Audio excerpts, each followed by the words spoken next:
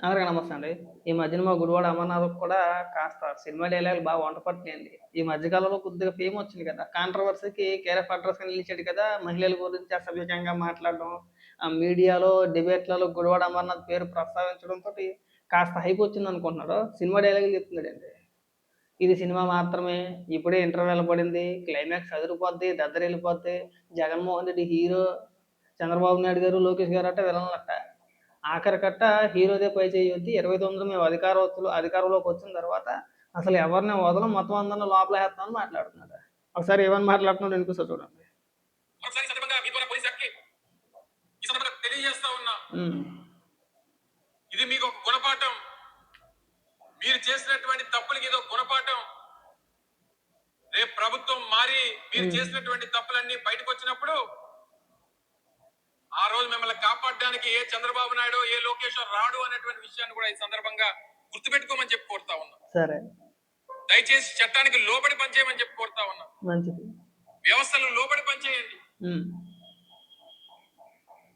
ఏదో 5 సంవత్సరాల అధికారం వచ్చింది కదా, అధికారంలో ఉన్నటువంటి ప్రభుత్వం ఆ ప్రభుత్వ పెద్దలు చెప్పినటువంటి మాటల్ని నమ్మి వారు చెప్పినటువంటి కార్యక్రమాలు చేద్దాం అనేటువంటి పరిస్థితి ఎప్పుడైతే ఈ రోజు రాష్ట్రంలో పోలీస్ శాఖలో వచ్చిందో అప్పటి నుంచి మీ మీద గౌరవం ఈ రాష్ట్రంలో ప్రజలకు పోయింది. ఆ గౌరవాన్ని మళ్ళీ తిరిగి నిలబెట్టుకునేటువంటి పని చిన్న పని కాదు.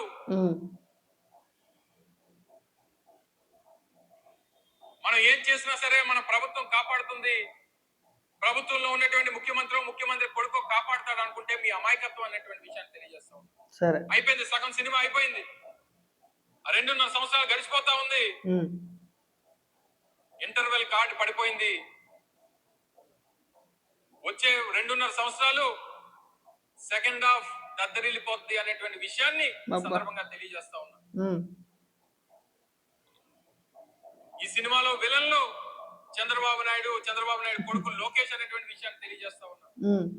ఇంకా మా నాయకుడు అనేక సందర్భాల్లో చెప్తాడు, ఫస్ట్ హాఫ్ లో ఎప్పుడు కూడా విలన్దే పై చేయి. 14 రీలు ఆఖరి అంకానికి వచ్చేసరికి సినిమా చివరికి వచ్చేసరికి ఈ రోజు పై చేయి అవుతుంది. అది వైఎస్ఆర్ కాంగ్రెస్ పార్టీది పై చేయి అవుతుంది. దయచేసి గమనించమని చెప్పి సందర్భంగా కోరుతాం. సార్లు ఇంక ఇంటికి వెళ్ళి పడుకో, మంచి డైలాగ్స్ చెప్పావు కదా, ఇంక 2-3 రోజులు పొంగిపోయి ఇంకా వైసీపీ సోషల్ మీడియా మొత్తం నువ్వు చెప్పిన సినిమా డైలాగ్ ఆల్రెడీ తిప్పేస్తున్నారు. ఇంక పొంగిపోయి ఇంటికి వెళ్ళి 2 రోజులు పడుకో, ఇంక బయట రామాకండి. ఏదో సొల్లుకోరు చెప్పమంటే ముందుంటారు. ఇదట సినిమా అట్ట. మీకు ఆల్రెడీ సినిమా చూపించే 11 నుంచి మూలలో కూర్చోబెట్టారు. ఇవాళకి అసెంబ్లీకి వెళ్తానికి దిక్కు లేదు, కానీ మన బుద్ధికి జగన్మోహన్ రెడ్డి సినిమా చూపించేస్తాడు. ఇక నుంచి దద్దరు వెళ్ళిపోద్ది, చేతులు ఎలా పెట్టేస్తున్నాడు, ఎలా పెట్టేస్తే పంచి డైలాగులు కదా, చేతులు కూడా మూవ్మెంట్ ఉంటే బాగుంటుంది అని చెప్పేసి సినిమా దద్దరు వెళ్ళిపోద్ది. ఇది ఓన్లీ ఇంటర్వెల్ మాత్రమే, మేము సినిమా చూపించేస్తాం. ఏం సినిమా చూపించేశారు? ఈ 2 ఏళ్లలో మీరు చేసిన ఘనకార్యం ఏదైనా ఉంటే ఒక్కటి చెప్పండి అయ్యా. ఒకే ప్రజలకు పనికొచ్చే అంశాలపైన ఇక మేము పలానా వాటిపైన మేము డిబేట్లు పెట్టేవనో, నిరసన కార్యక్రమాలు తెలియజేసామనో, ఇంకోటనో ఒకటి చెప్పండి. ఈ 2 ఏళ్లలో ఎప్పుడైనా మీరు అసెంబ్లీకి వెళ్ళాడు మీ నాయకుడు? నువ్వంటే ఎలాగో ఓడిపోయావులే. మీ పార్టీ తరఫు నుంచి ఒక 11 మంది గెలిచారు కదా, జగన్మోహన్ రెడ్డి కాకుండా ఒక 10 మంది గెలిచారు కదా. అసెంబ్లీకి వెళ్ళారా? ఏ రోజన్నా అసెంబ్లీలో మాట్లాడగలిగారా? ప్రభుత్వాన్ని ప్రశ్నించారా? అది చేత కాదు మనకి. మేము సినిమా చూపించేస్తాం, చూపించేశారు. ఈ పనికి మాల రొచ్చు డైలాగులు కొట్టమాకు, ఇని చిరాకు వచ్చింది.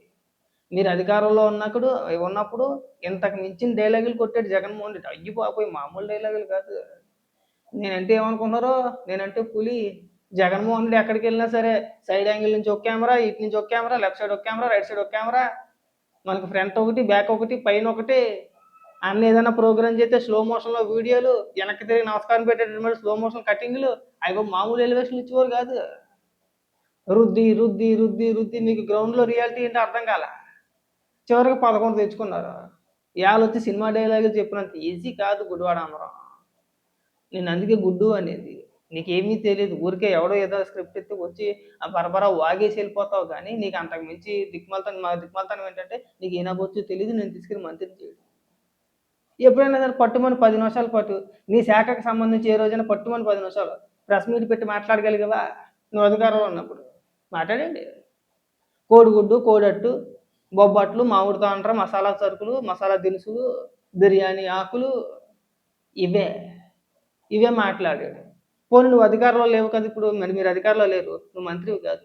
ఇప్పుడైనా సరే నీ శాఖకు సంబంధించి నువ్వు గతంలో మంత్రిగా పనిచేసావు కదా, ఐటీ మంత్రిగా పనిచేసావు కదా, దానికి సంబంధించి అయ్యా మా హయాంలో పలానా పరిశ్రమలు తీసుకొచ్చాము, ఇప్పుడు మీరు ఏం చేస్తున్నారో, మేము తీసుకొచ్చిన పరిశ్రమ ఏది, మేము ఒప్పందాలు కుదుర్చుకున్న పరిశ్రమలు ఏవి అని చెప్పేసి అడగలుగుతున్నారా లేదు, అది అడగరట. వీళ్ళు చేసే ఘనకార్యాలు ఏమంటే ఏంటంటే అమరావతి మీద విషయం కక్కడం, పోలవరం పైన విషయం కక్కడం, రాష్ట్రానికి ఏదైనా పరిశ్రమ వస్తే దానిపైన విషయం కక్కడం, ఆ పరిశ్రమను మళ్ళీ మేము అధికారంలోకి వచ్చినట్టు వెనక్కి తరిమేస్తామని చెప్పేసి బెదిరించడం, లేదంటే డిఎస్సి ఉందో ఏదైతే ఉందో దాదాపు 16,000 టీచర్ పోస్టులు భర్తీ చేస్తే మళ్ళీ మేము అధికారంలోకి వచ్చినది వాటన్నిటిని రద్దు చేస్తామని చెప్పేసి బెదిరించాడు. వీళ్ళు చేసే కార్యక్రమాలు ఏంటంటే ఈ లుచ్చా కార్యక్రమాలు. పైగా అక్కడికి వచ్చి సినిమా డైలాగులు, అయిపోయింది, చేతులతో నిలబెట్టేస్తుంది, అయిపోయింది, ఇంటర్వెల్ పడిపోయింది, క్లైమాక్స్ బాకీ, ఈ చెత్త మాటలు మాట్లాడమాక, కాస్త సిగ్గుపడితే బాగుంటుంది. ఎక్కడైనా సరే గుడివాడ అమర్నాథ్, మీరు రాజకీయాలకి అనర్హులు. మీరు ఆంధ్రప్రదేశ్లో రాజకీయం చేస్తున్నారంటే నిజంగా మా దౌర్భాగ్యం అనుకోవాలి. మీలాంటి చెత్త రాజకీయ నాయకులు దేశంలో ఏ రాష్ట్రంలో కూడా ఉండరు. ఈ 2 ఏళ్లలో మీరు చేసిన పోరాటాలు ఏంటో చెప్పండి అని అడుగుతున్నా. ప్రభుత్వం తీసుకున్న నిర్ణయాలు ఏంటి చెప్పు. ప్రజలకు వ్యతిరేకంగా, ప్రజలకు నష్టం చేకూర్చే విధంగా ఈ ప్రభుత్వం తీసుకునే నిర్ణయం ఒక్కటి చెప్పు. ఒకటే, ఇదిగో పలానా నిర్ణయం తీసుకున్నారో దానివల్ల ప్రజలకు నష్టం, లేదంటే ఆంధ్రప్రదేశ్కి నష్టం అని చెప్పేసి అని ఒకటి చెప్పండి. అది చెప్పరు. ప్రతి దాంట్లోని కూడా భూతద్దాన్ని ఎట్టుకెళ్ళికేసి, అంటే భూతద్దంతో చూసేసి అందులో అవినీతి జరిగింది, ఈ తప్పుడు ఆరోపణలు తప్పితే ప్రజలకే చెడు జరిగే విధంగా, అంటే రాష్ట్రానికి ఉపయోగం లేని నిర్ణయం ఈ ప్రభుత్వం ఏం తీసుకుందో ఒక్కసారి చెప్పండి ప్రెస్ మీట్ పెట్టి. పరిశ్రమలు తీసుకురావడమా? పరిశ్రమలు తీసుకురావడం తప్ప కాదు, యువతకి ఉపాధి కల్పిస్తున్నారు. దాన్ని తప్పని ఎవడన్నాడంటే అని చెప్పించి కొట్టాలి. అమరావతి నిర్మాణం జరుగుతుంది, అది తప్ప? రాష్ట్రానికి రాజధాని కావాలి, ఖచ్చితంగా రాష్ట్రానికి ఒక రాజధాని అంటూ ఉండాలి కదా, అది తప్పైతే కాదు. పోలవరం నిర్మాణం జరుగుతుంది, నీటి ప్రాజెక్టుల నిర్మాణం సర్వేగంగా జరుగుతున్నాయి, అవి తప్పేమీ కాదు. మరి ఇంకేమైంది? ఇంకే అంశం పని మీరు పోరాటాలు చేసేసారు? మాట్లాడితే సంక్షేమ పథకాలు కూడా అమలు చేస్తున్నారు, అమలు చేయకుంటే ఏమీ లేరు.